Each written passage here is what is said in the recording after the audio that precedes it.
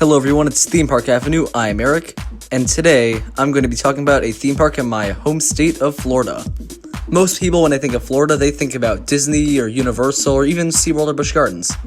However, one that is pretty overlooked, and one of my favorites, is Legoland Florida. Before getting into the topic, I'd like to ask that you subscribe to the channel. We're almost at 500. I hope to get there soon.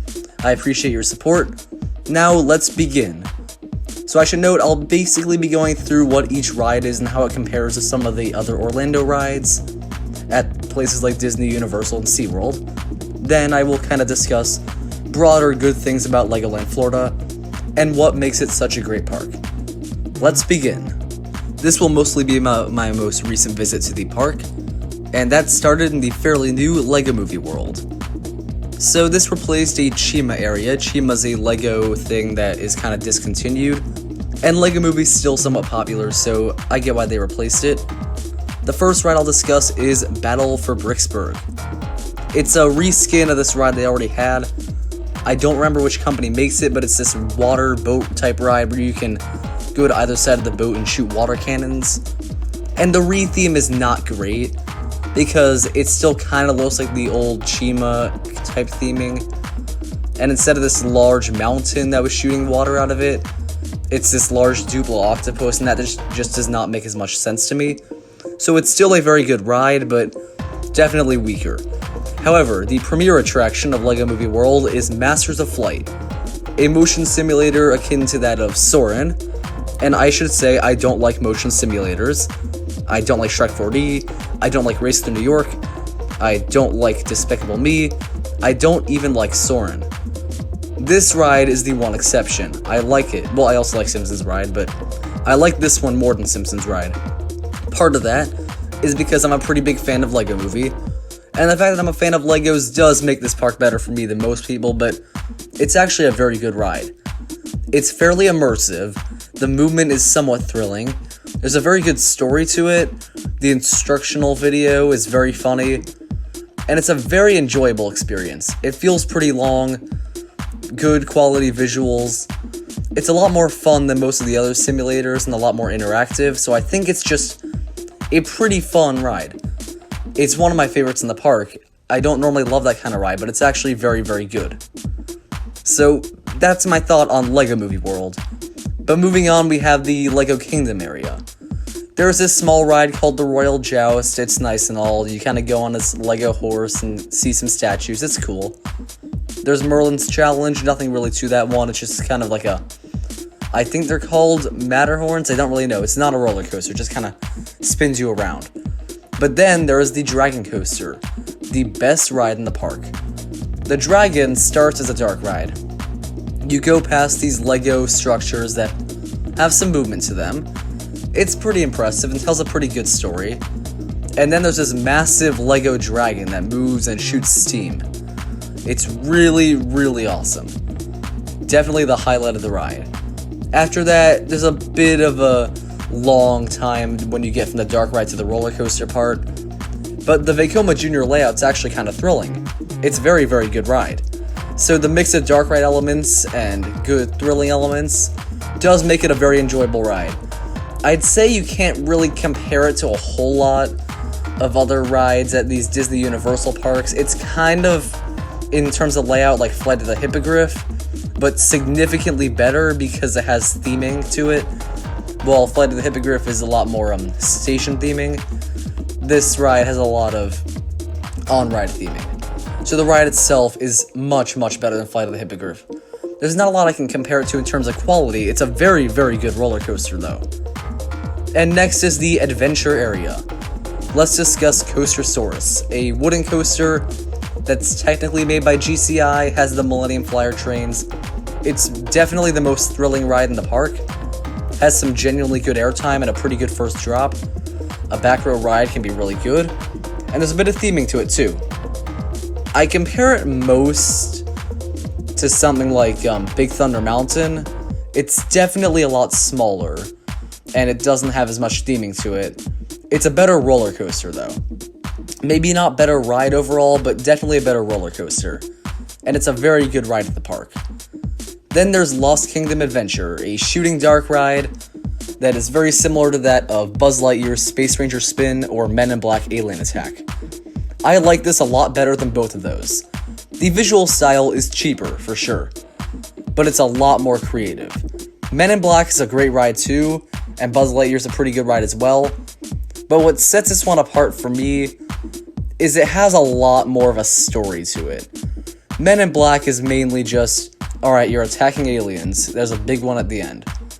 And sure, you had the same kind of thing on Buzz Lightyear Space Ranger Spin.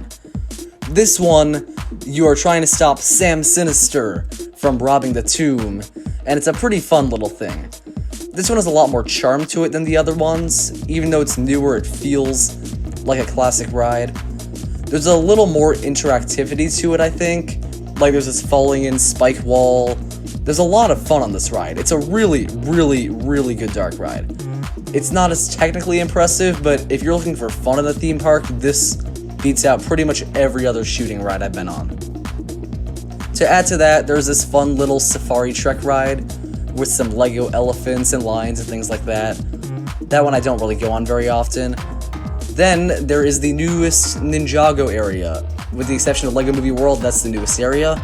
And that area is very, very good. It looks nice, a bit split off from the rest, but very nice. And there's Ninjago the Ride, a shooting ride that uses motion sensors to shoot at screens.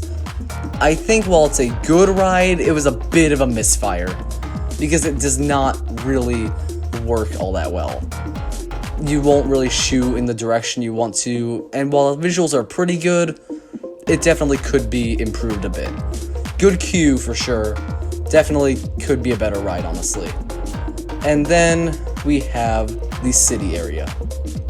You have good rides here. Driving School and Boating School are great. Boating School, you actually go on your own boat, so that's really fun. And Driving School is like Tomorrowland Speedway, but you actually control where you go. There's a lot of fun to it. It's only for young kids, unfortunately. So I can't go on this one anymore, but I really enjoyed it when I could. It was definitely a great ride.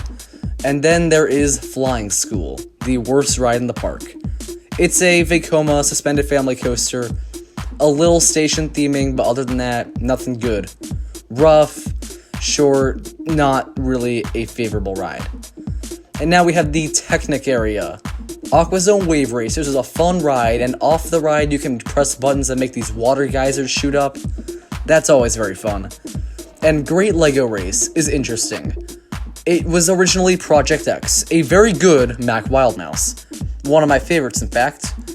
It's the same layout now, but with VR. And I'm not a fan of roller coaster VR.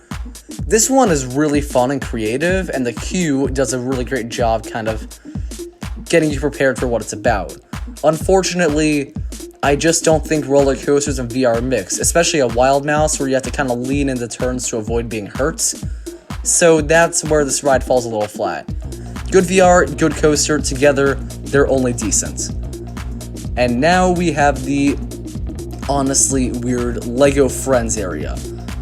I did not expect to like this area because I do not like Lego Friends, but it has a pretty fun Zamperla Disco ride. It's actually a really good one, and the theming here is nice.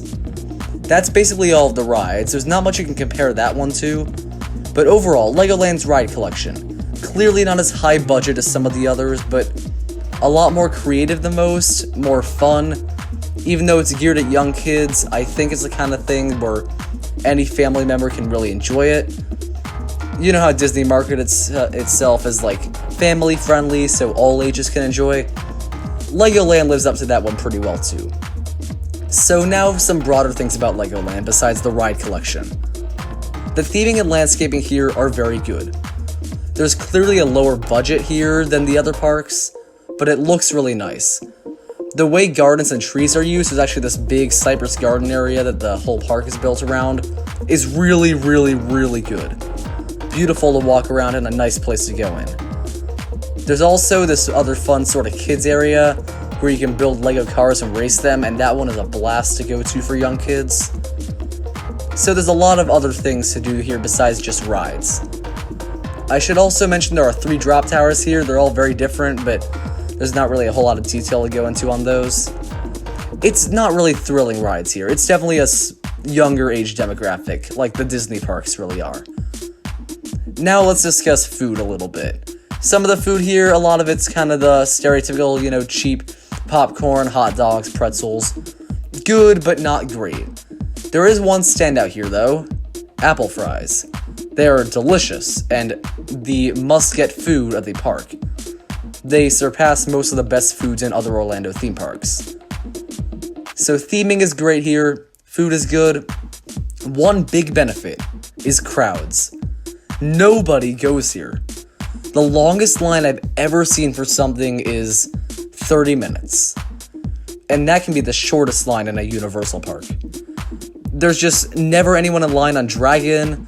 Masters of Flight can get a little big, I guess.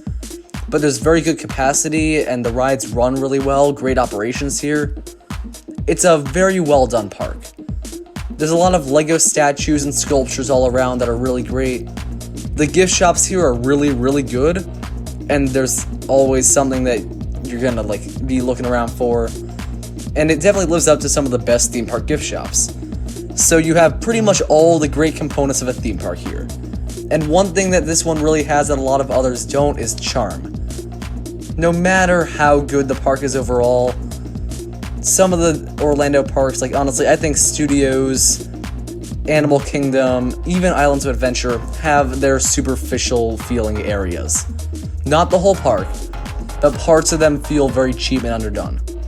Meanwhile, Legoland, while lower budget, never feels like that. It always feels like there's tons of creativity and imagination in the park. It's a very nicely done one. There's a lot of charm to it. I always have a great time here. Even if you're just walking around and not going on rides, it's a great park. I highly recommend it in Orlando. And with the exception of Islands of Adventure, I think it is the best theme park in Orlando, and besides that in Busch Gardens, the best theme park in Florida. Those are my thoughts on Legoland. Thank you for watching. I hope you enjoyed this video. Please see the pinned comment. I'm asking about a very interesting question for a video topic that was suggested to me. I hope you enjoyed this video. Subscribe for more content. I'll see you next time.